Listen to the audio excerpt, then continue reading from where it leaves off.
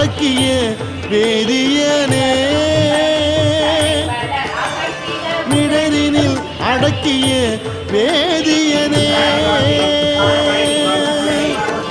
இதுவோ எமை ஆளுமாறு ஈவதொன்றெமக்கு இல்லையே அதுவோ உனது இன்ன